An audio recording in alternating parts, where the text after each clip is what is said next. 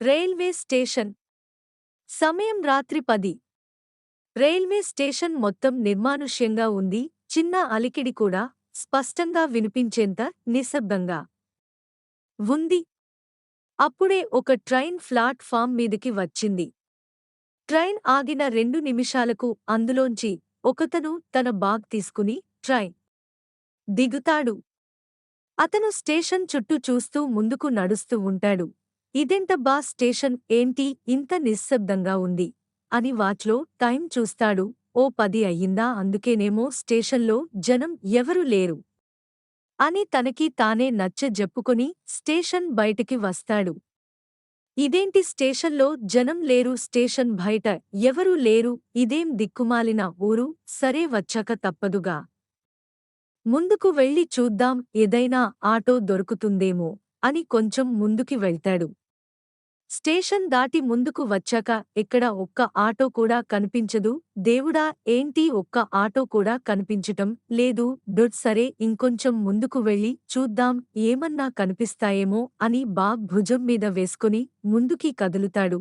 ముందుకు వెళ్ళే కొద్దీ మొత్తం చీకటిగా ఉంటుంది. అబ్బా ఏంటి మొత్తం చీకటిగా ఉంది అని తన ఫోన్లో టార్చ్ లైట్ ఆన్ చేసి ముందు వెళ్తూ ఉంటాడు. ఈ రోజేమన్నా అమావాస్య చీకటిగా ఉంది. ప్రకృతిలో కొద్దిగా మార్పులు సంభవిస్తూ ఉంటాయి. అతను ఏదైనా వెహికల్ ఏదన్నా కనిపిస్తుందని ఒక కిలోమీటర్ నడుచుకుని వెళ్తాడు. ఉఫ్ ఏంటి శ్రీనివాస ఈరోజు నేను బయలుదేరిన శకునం బాగాలేదేమో ఒక్క వెహికల్ కూడా కనిపించటం లేదు అట్లీస్ట్ మనుషులు కూడా కనిపించటం లేదు ఇదేం ఊరు స్వామి అని ముందుకు కదులుతాడు. కొద్ది దూరంలో ఒక చెట్టు కింద ఎవరో ముసుగువేసుకొని చలి కాసుకుంటూ ఉంటాడు. అది చూసిన అతను దేవుడా నామోర అలకించావా స్వామి థాంక్యూ శ్రీనివాస అతను ఆ చెట్టు దగ్గరికి వెళ్ళాడు. అతను హల్లో తను ఎవరో పిలుస్తున్నట్టు ఉండడంతో వెనక్కి తిరిగి చూస్తాడు. ఆ వ్యక్తి అతన్ని చూసి ఎవరు బాబు నువ్వు? అతను తాత నాది ఈ ఊరు కాదు నా ఫ్రెండ్ పెళ్ళి అని ఈ ఊరు వచ్చాను. ఈ చుట్టుపక్కల ఎక్కడన్నా ఆటో స్టాండ్ ఉందా తాత? తాత లేదు బాబు. రాత్రి 9 తర్వాత ఇక్కడ మనుషులు ఆటోలు ఏమీ తిరగవు బాబు. అతను డల్గా అవునా తాత. ఇప్పుడు నేను నా ఫ్రెండ్ ఇంటికి ఎలా వెళ్ళగలను? తాత ఏ ఊరు వెళ్ళాలి బాబు నువ్వు? అతను వెంకటాపురం వెళ్ళాలి తాత. తాత ఈ సమయంలో ఆ ఊరు వెళ్ళడం అంత మంచిది కాదు బాబు. అతను లేదు తాత వెళ్ళాలి. ఇక్కడి నుండి ఆ ఊరు ఎంత దూరం?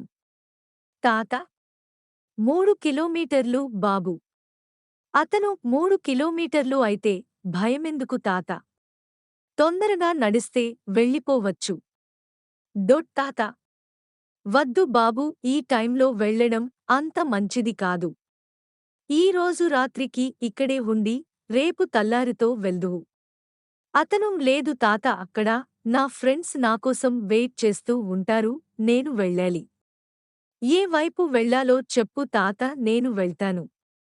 తాత నేను ఎంత చెప్పినా నువ్వు వినకుండా వెళ్ళాలి అంటున్నావు. ఎవరి కర్మకు ఎవరు బాధ్యుడు? ఈ రొడ్డెమ్మటే నేరుగా 3 కిలోమీటర్ల వేళ్ళు బాబు వెంకటాపురం వస్తుంది. అతను థాంక్యూ తాత దారి చెప్పినందుకు. ఆ తాత ఒక డౌట్. అవును ఈ టైంకి ఈ ఊర్లో మనుషులు కూడా ఉండరు అన్నారు. మరి మీరేం చేస్తున్నారు తాత ఇక్కడ? తాత చిన్న నువ్వు నవ్వి నేను ఇక్కడే ఉంటాను బాబూ. ఇది ఈ ఊరు పొలిమేర బాబూ నేను ఇక్కడ కాపలా కాస్తూ ఉంటాను. అతను ఓ ఈ ఊరికి వాచ్మెన్వా తాత? ఇంతిస్తారేంటి తాత కాపాలకి? ఈ వయసులో కూడా రాత్రిళ్ళు కాపలా పనిచేస్తున్నావు. తాత నవ్వి వాళ్ళు ఏదో ఇస్తారని కాపలా కాయటం లేదు బాబూ. నా ఊరిని కాపాడుకోవడం కోసం నేను ఈ పని చేస్తున్నా. అతను సరే తాత నీతో మాట్లాడుతూ ఉంటే రాత్రంతా ఇక్కడే ఉండిపోయేలా ఉన్నాను. ఇక నేను వెళ్తాను తాత. తాత వెళ్తాను అనొద్దు బాబూ, ఎప్పుడు వెళ్ళొస్తాను అని చెప్పాలి. బాబు. అతను. సరే తాత, నువ్వు చెప్పినట్టే చెబుతాను. వెళ్ళొస్తాను తాత అని తన బాగ్ భుజానికి వేసుకొని వెళ్తూ ఉంటాడు. తాత. బాబు. అతను. ఏంటి తాత? తాత. జాగ్రత్త. జాగ్రత్తగా చూసి ఊరికి చేరుకో బాబూ. అతను. అలాగే తాత. ఏందో ఈ తాత మరి నన్ను భయపెట్టాలా, జాగ్రత్తలు చెబుతున్నాడు అని వెళ్తూ ఉంటాడు. తాత. వద్దు. వద్దు అన్నా వినకుండా వెళ్తున్నావ్, నీ ఎటు వెళ్తుందో అని విచారిస్తూ ఉంటాడు. ఇంతలోనే ఏవో అరుపులు వినిపిస్తూ ఉండడంతో ఒక్కసారిగా తాత కళ్ళు ఎర్రగా మారుతాయి. వెంటనే తాత అక్కడి నుండి మాయం అవుతాడు. హో గాడ్, ఇప్పటికే 2.5 కిలోమీటర్ వచ్చాను, ఇంకొంచెం నడిస్తే. అరే రాజేశ్గా, నీ పెళ్ళి నాకు ఇన్ని తిప్పలు తెచ్చింది, రా వెళ్ళిపోవచ్చు అని ఉసురుమని నడుచుకుంటూ వెళ్తాడు. అబ్బా, ఇంకా ఎంత దూరమో నడిచి నడిచి కాళ్ళు నొప్పులు వస్తున్నాయి. అతను ముందుకు వచ్చే కొద్దీ ప్రకృతిలో కొద్ది కొద్దిగా మార్పులు వస్తూ ఉంటాయి. ఉన్నట్టుండి బలంగా గాలి వీస్తూ ఉంటుంది. గాలి వల్ల దుమ్ము ధూళి పైకి లేస్తుంది. అయ్యో ఏంటిది, ఇంతవరకు బాగానే ఉంది కదా, ఇప్పుడేంటి ఇంత గాలి వీస్తోంది అని చెయ్యి అడ్డుపెట్టుకుంటాడు. అతను పక్కనున్న చెట్టు దగ్గరికి వెళ్లి నిల్చోని ఉంటాడు. గాలి ప్రభావం వల్ల అక్కడున్న బొడ్లు తిరగబడతాయి. కొద్దిసేపటికి గాలి తగ్గి మామూలుగా మారుతుంది. గాలి తగ్గడంతో అతను చెట్టు దగ్గరికి నుంచి రోడ్ మీదకి వస్తాడు. హమ్మయ్య, గాలి వీయడం ఆగిపోయింది. ముందుకు వెళ్తాడు. అతను ముందుకు వెళ్ళాక ఎటు వెళ్లాలో అర్థం కాదు.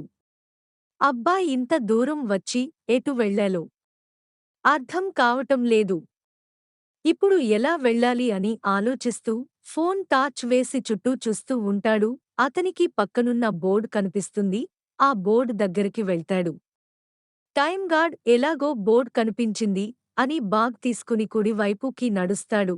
అతను లోపలికి నడవడంతో బోర్డ్ ఆటోమేటిక్గా తిరిగి మామూలుగా మారుతుంది.